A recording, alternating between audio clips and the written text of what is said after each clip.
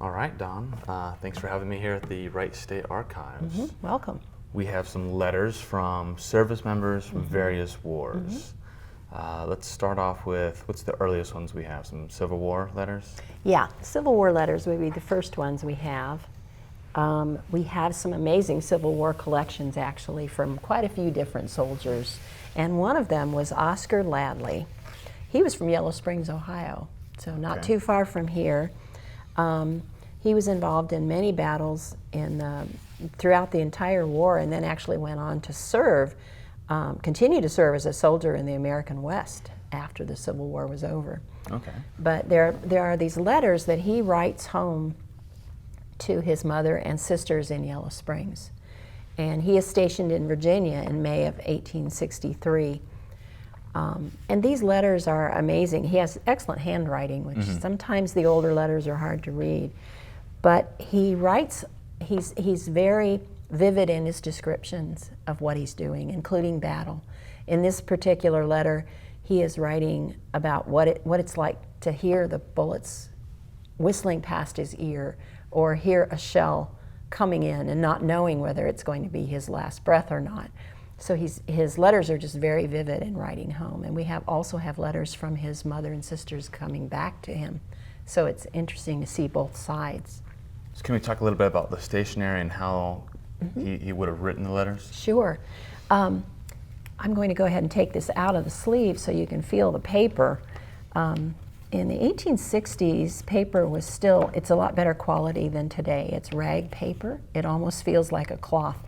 And they used probably a quill pen of some kind with an iron gall ink that gives us this kind of a rusty color, a brown color in the ink. But Oscar would have written these letters in camp. Possibly if he was on sentinel duty, he might have written it while he was sitting out in the woods. He might write them at his cot, and that's probably where a lot of the writing took place, in the tent, in the barracks, or in a tent rather, when he would be out in the field. It's amazing to me how they squeezed these letters in between the battles and all the duties that he had to carry out. But writing home was so important for the soldiers. It gave them a way to connect with people they loved and cared about at home, and vice versa. You know, the people at home were waiting anxiously for any word that their loved one was safe. And the soldier, always, you see in the letters, you know, I received your letter, or I only got one letter, are there more? Or why haven't you written? So it's so important, this connection. So these letters were written on this, he had some very good stationery here. Lots of times you find these early letters written on whatever scrap of paper they can find. And they would not have a lot of stationery to write on, so sometimes they would write a letter this way and then turn the page and write right over the top of the writing. It's hard to read, but they were able to get more into it than just sticking to the one page. So let's talk about the logistics of getting the letters from the service members to the family and back. There's obviously not the same timeline that we have today. Exactly. There was a lot of time that took place between the time the soldier wrote it, put it in the envelope, or folded it up and sealed it, got the address on the outside, and then he would have to pay to have this letter taken someplace. It would go through the military, the Army, so all of this mail would be bagged up from a camp or wherever. And then Civil War period, you don't have trains and things, at least not on a regular basis, delivering mail. So horseback, it took sometimes weeks for the letter to get back to Yellow Springs from Virginia. Sometimes letters would get lost on the way. If there was a battle or something happened, who knows what happened to all the letters that got tossed aside or destroyed or just lost. But it would take a great deal of time for the letter to get to the family member. And then vice versa. You know, if a family member in Yellow Springs wrote a letter, it might be weeks before Oscar got a letter from his mother. So just a lot more time elapsed, and so lots of things happened in between. Oscar even writes to his mother about you may have read in the newspaper such and such happened. Well, I want to tell you what really happened because I was there. And so the news reporting sometimes was very different from what was actually happening. So a lot more time between communication, but it was just as important then as it is today. The writing is sometimes hard to,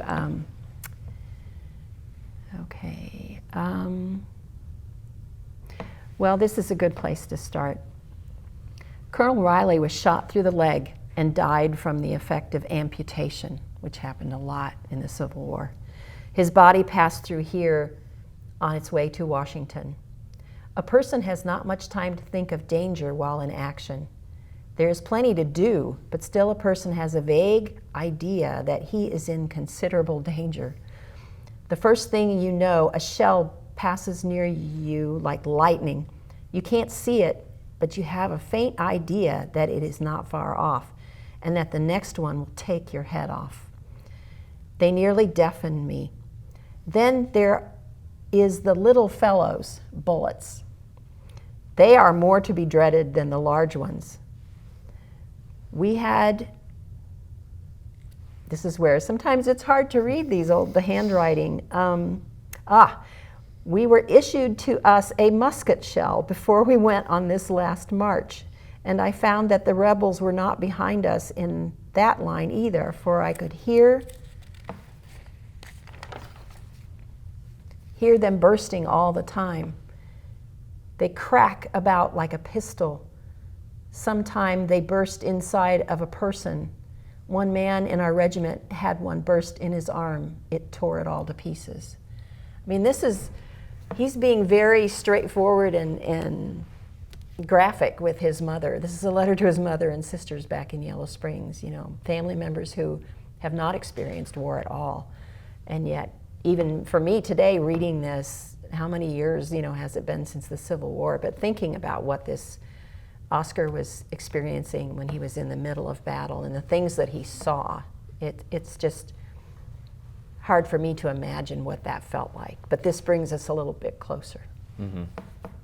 And it is interesting what you mentioned first, that it's good handwriting, but at the same time it's so different from what we are used to today that it is almost hard to read. Yeah, it's very difficult. Sometimes you have to read it over and over. They formed their letters differently. They used language differently. That words mean different things sometimes. So it's a challenge, but it's exciting when you do figure out a sentence or a letter that you couldn't understand or a word you couldn't understand. Now, did you have letters from the recipients of Oscar Ladley? Yes, we do. We have letters from the mother and sister to Oscar, and I believe they're in here. Here we go. So what kind of things did they mention in reacting to the things he says? Most of what they write about is what's going on at home. They don't necessarily talk about the specifics of what he said. They're very concerned for his safety, and so they talk about wanting him to be as careful as possible, as careful as you can in the middle of war. This one is, this is Oscar's letter dated May 19th, 1863, and I see one here that's easy. You'll see how the letters fade over time and the ink makes it hard to read. I'm going to read this one. This was written about 10 days after this one. So Oscar wrote to his mother and sisters here. This is from his mother, and I'll just read a little bit of it. My dear son, we received yours of the 11th, or of the 16th, for which we had been anxiously looking for some days. We were afraid you would be down sick after the terrible hardships you had undergone and the awful sights of the wounded and dying. It seemed to me that alone would be enough to unstring the nerves of the stoutest heart. I am glad you have heard of Captain Maury. I was afraid he was killed. He has been associated with you so long and shared your dangers and hardships that we regard him as a dear old acquaintance and love him very much. If you write to him while he is in prison, so he must be captured, tell him we sympathize with him in his confinement and hope he will soon be exchanged. So she does she does write about things going on at home, but she also writes about what he has shared with her. I see here later in the letter that she starts talking about Vallandigham and the Copperheads, and I don't know how much you know about Civil War history, but Clement Vallandigham was an attorney, a politician. He actually led a movement to disassociate with the war in general. The Copperheads were against the war. They weren't necessarily against slavery, they just didn't want the war to happen. So she's very politically astute. She's talking about what's going on politically in the country, as well as being very worried about his health and well-being and the safety of people they know. And she will also, as well as the sisters' letters, they share things that they're doing. Went to church, tended the garden, you know, just simple, ordinary things that hopefully might bring him some comfort. And that seems to be the one consistency through, you know, history when it comes to communicating home is the people at home, their lives keep going. Yes. And they're influenced by politics, you know, by society. But the people, the service members who are, you know, fighting these wars, they, you know, have tunnel vision. They're focused on one thing, and that's, you know, surviving and doing their job. And I think that's evident throughout, you know, history, no matter how you write the letters or you send tapes or emails or phone calls. You're exactly right. You're exactly right. I think it's an important point to make that the people at home, as you said, their lives just keep going on, and they have their day-to-day duties. And there's this loved one that's away, and it's hard for the two to connect, and the letters are so important for both parties. All right, let's move on to World War I. All right. There's an interesting letter that... Let's see, which one did you want to look at first from World War I? Let's do the unknown one? Unknown the one, unknown letter. Yeah, sometimes we get letters here in the archives that are not signed, and we aren't sure where they came from. This letter also had, this is just the single piece from this person, and we don't know who his name is. He is writing to his brother, and he is writing from the middle of the ocean. And there is a postcard here that shows the actual ship that he is headed home on. And this is following, he's coming home from being in Europe in World War I. This letter is actually typewritten, so this makes it a lot easier to read. Now, this particular person, he describes the life on the ship, and which is, you know, a unique view into, you know, what was life like, especially coming home from World War I, is what we imagine in this letter. And he talks about being he wrote for the newspaper on board the ship. So he had access to stationery, to a typewriter. He was able to actually type this up and make it legible. And then he includes a postcard of the ship, so you get a little bit more context of, which is interesting because you learn a lot just through this one letter, which is not very long compared to You're right. what we see with the Oscar Ladley letters. But at the same time, it's just the one letter, and we don't know who it's from. It's signed John. Is that what we believe, or? It looks like John to me too. It could be a T. It could be Tom. It's hard to say. We have no idea. He's a mystery. Yeah, he's a mystery. Yeah, he did have access to a typewriter, obviously, but he does talk about being drafted, or he volunteered to help with the on shipboard newsletter of sorts, it sounds like, if I read it right. The interesting thing about this letter is that he mentions race, and it's not something that you see a lot of letters talk about in these early years, but the information is there. It's kind of buried, and you wish, after you read it, you wish you could sit down and talk to this person and find out, what did you mean? Tell me more. But all you have is what he writes in this letter. See if I can find it. Oh, here we go. he says, in a late letter received from you in France, you remembered about some white boys saying that the Negro made a poor soldier. I can give you enough information to see anyone write when I get back to my own typewriter and can write you fully. Suffice it to say just now that when a white soldier speaks so of a colored soldier, it is usually because he has had some trouble with a colored soldier and got the worst of it. Because believe me, you can always find a colored bunch rough and ready for a white. He's being very, very straightforward and bold about his use of the language, and obviously in this time period in 1919, we use different terms that we don't use nowadays to describe other people, other races and cultures. So this is very revealing about the time period, about perhaps his views and the views of other soldiers. But we don't, as I said, I wish we could sit down and talk to him more, because we know from history now that all kinds of cultures and people fought in wars, and they're all capable. They're all just as brave as a white person, just to put it bluntly. You know, they fought just as hard. And so it's just interesting that letters like this can reveal things about society and culture and what's going on at the time, as well as being such an important tool to connect with family.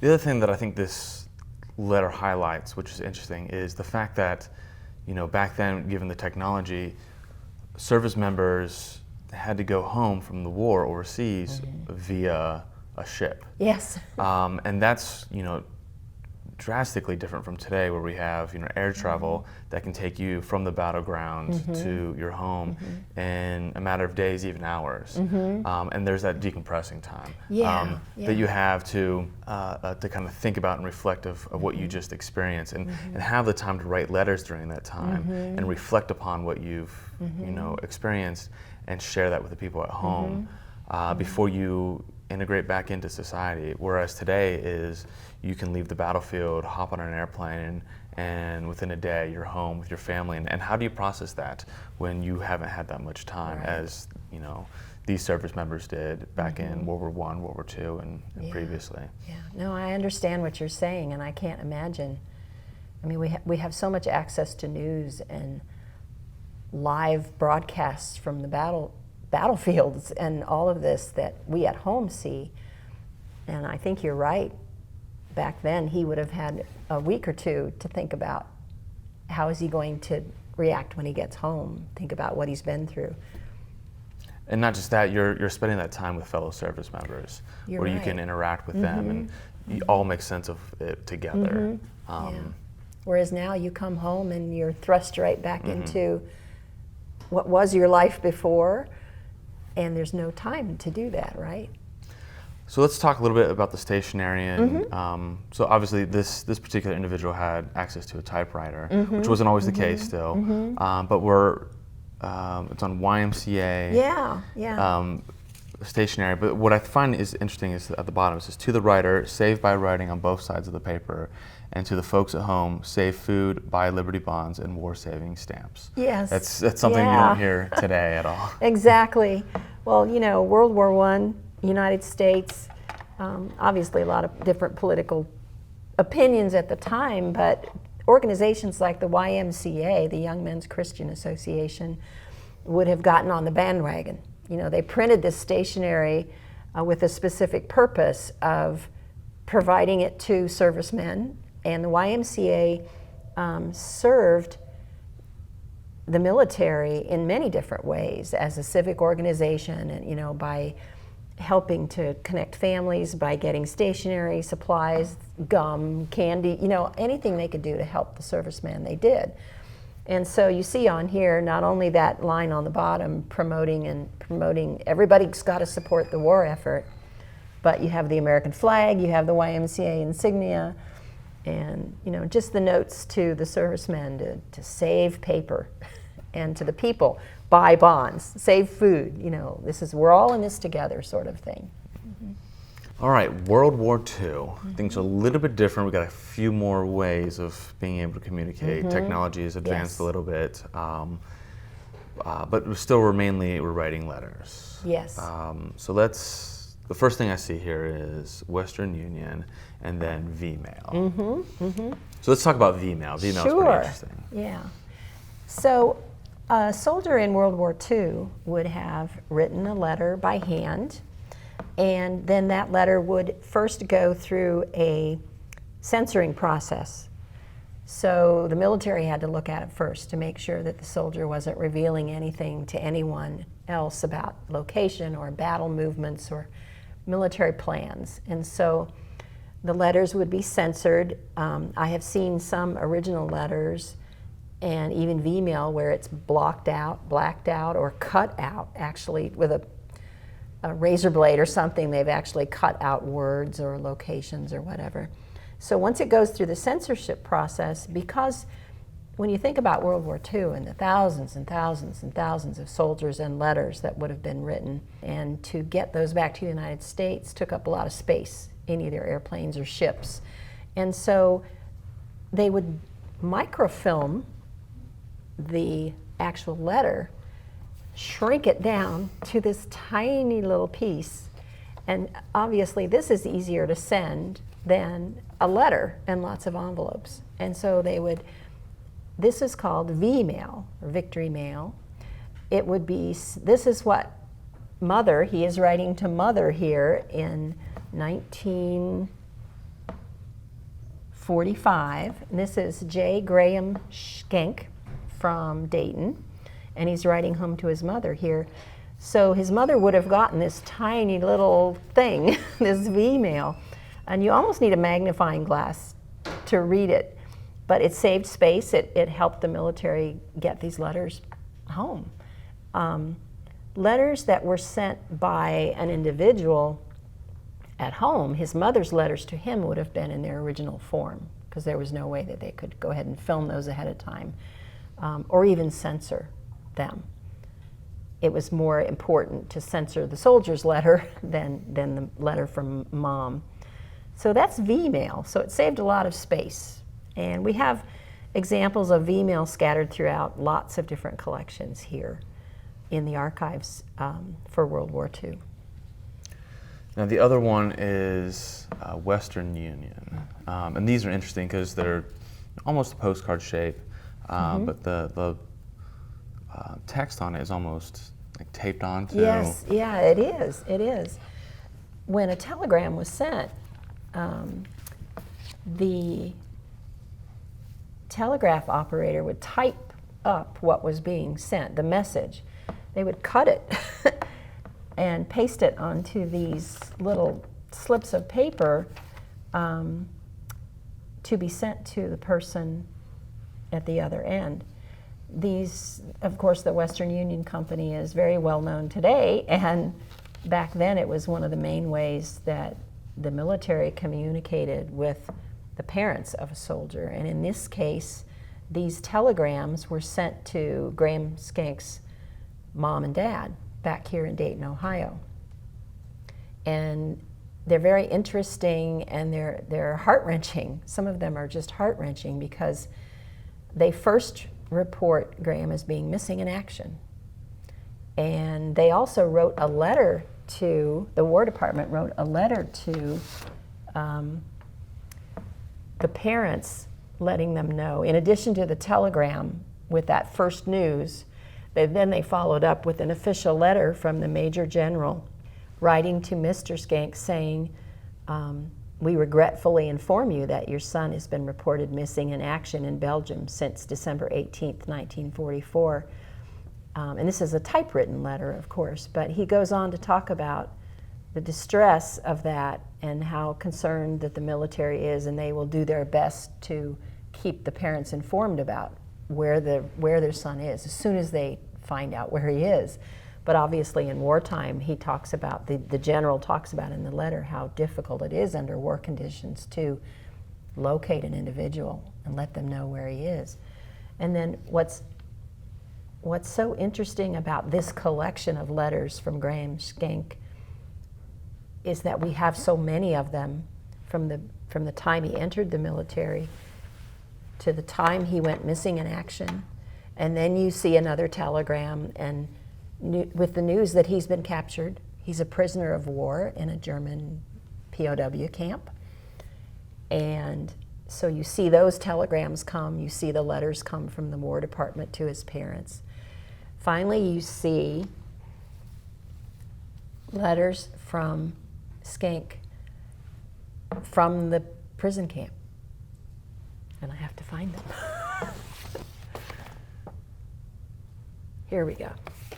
So, and it's fascinating to me today when I think about this to even think about the fact that these letters made it back home. So this is a letter that Graham Skank wrote to his mother, and it is on stationery that's provided by the German government or the German military at the POW camp. I noticed immediately that, you know, it's written in German Yes. on the outside. Yes, yes. So that would have been that would have made it very difficult to read.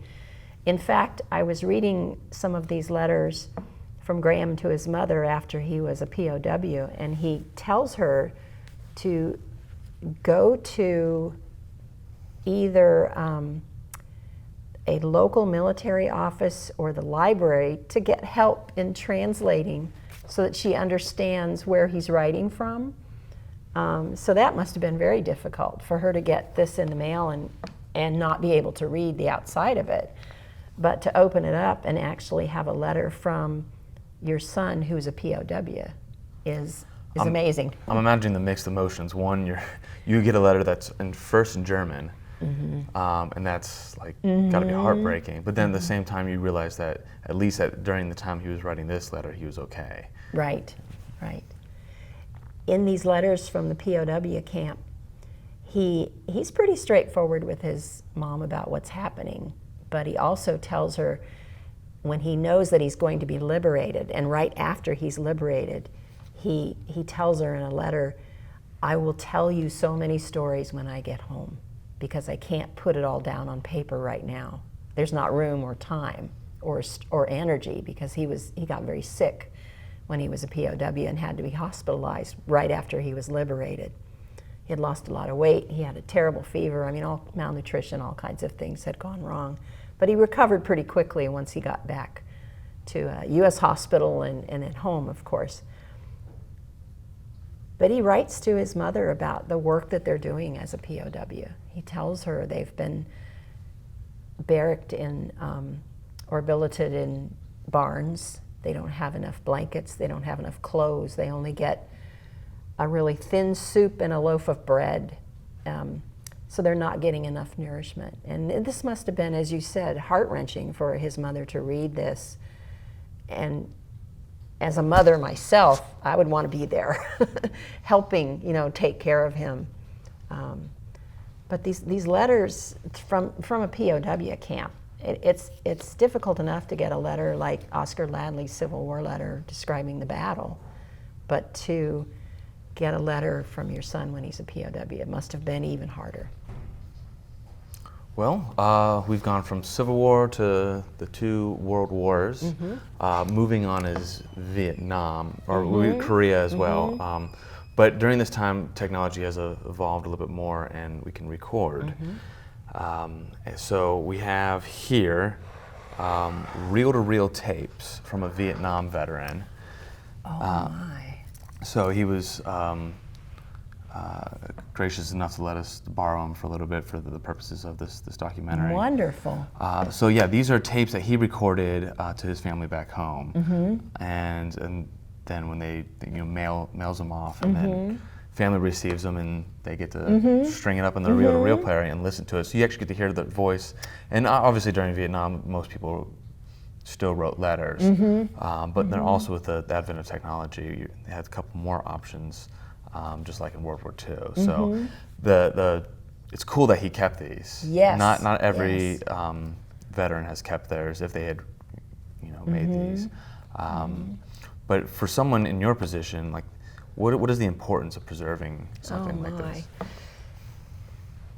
Even though technology is constantly changing, and in the archives today, we get things electronically all the time now. And it's not quite the same as an original letter or a Civil War letter, but it's still really important.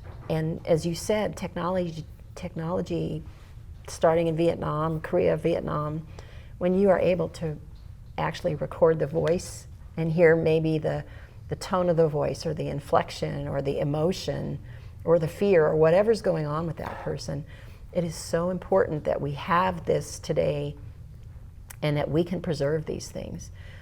I hope that these will be digitized and preserved somewhere in an archive so people will be able to listen to these someday. It's very important to preserve the audio, the photographs, the films, and even the emails and all the things that are happening today in communication. It's a challenge for archives, but we're doing it. We have a lot of material now. There's more. You know, we have a lot of letters and so forth from the earlier wars, but today, as you said, it's so much easier for soldiers to communicate with people back home, and we've got to preserve it. So for an archives, this is gold, just like the Civil War letter is gold.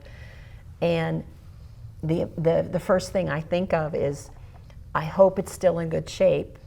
I hope it's still playable. I hope we can transfer it to another format so that we can continue to share it with people, because people today need to hear these stories from not just the Civil War, World War I, World War II, but as you well know, so many other conflicts and wars that we've gone through since then. There are still stories to be told from servicemen, and if we can listen to that, I can't wait to listen to this. So yes, it's very important, and as an archivist, the first thing I think of is, how do we preserve it? How do we change its format so that it lasts for people in the future to listen to? Well, he's handwritten the label, first class mail. It's going to, oh, this is sent to the, so this is from home. This is not him recording, this is from home. Send them back and forth. I see. Okay, so this is 1967. So his mother or wife taped a message for him and sent it to him. Am I missing anything? Just flip it over and look at Okay. the front two of the Okay. media and what. Oh, okay. So Scott's recording tape.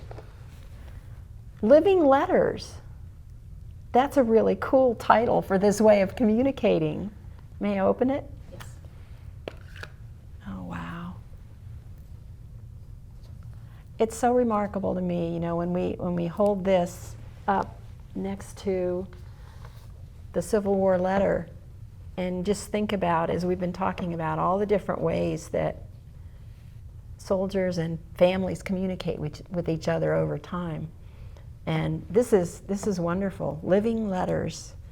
That is so true. Because for the soldier, I imagine, to actually hear the voice of that person from home brings them that much closer, and then vice versa. So the soldier would have recorded this. I remember using a tape recorder with this kind of tape as a kid when I was a young person, and how fun it was to play it back and hear your own voice. So it must have been so exciting for Anthony to get this in the mail, and then probably couldn't wait to get to the machine to play it and listen to it. So, well, we covered Civil War through Vietnam, and just the different ways service members communicate at home. And again, like I mentioned earlier, it's fascinating how the everyday lives of the people at home, they still had to deal with the day-to-day life. Yeah. They had family, they had the politics, the society, school, work that they went through, but these service members are living a completely different life, yes. Thousands of miles away. And so that connection home was very, very important for both the family members and the service members. And these letters give a glimpse into those lives on both sides of what it was. And it's fascinating to see that no matter what the age and technology is, the means that people went to communicate home, and the stuff that they told in the circumstances, as obviously in the case of Joseph Schenck. I mean, that's the worst of circumstances you can think of. Absolutely. And was still able to have good spirits about it and still communicate home. And luckily, he was returned home safe. Yes. But, you know, not everyone, you know, was that lucky. Right. Right. Yeah, letters will never stop being important. As an archivist, I worry that we won't have as much of this material to look at and to read as we move forward through time because of the technology today. But it just makes it that more important for us to try to capture emails or posts or whatever is being used today, because that's how people communicate. Yeah, and yeah, you mentioned that with these tapes, you know, recording it or being able to change the format so we can preserve that even longer, and that's something that we are presented with a challenge with email, with phone calls, because phone calls aren't necessarily recorded. And that's, you know, a bulk of the communication that service members today use is there's phone booths, you know. They set up phone booths or these little cubicles really for service members to get up, you know, a calling card and you know, spend 20 minutes to call their loved ones back home, but those conversations aren't recorded. They aren't recorded, you're right. So emails, you know, is what we have as well, but you can send so many of those and they're electronically just automatically deleted over time. So there's been, you know, a few people that have spoken with us that have saved those emails, which is cool. Good. But it's not, you know, automatically saved like these are. So it's going to be a challenge to capture the history and the letters and the feelings and the thoughts of servicemen today and moving forward. And we all just need to work hard to do it because we've got to save the stories so that I can read them now and learn from them, and my grandchildren and people in the future. Well, Dawne, thank you so much for having me here at the archives. You're welcome. Sharing this wonderful history and these letters and these glimpses of these people's lives. So I appreciate You're welcome. My pleasure.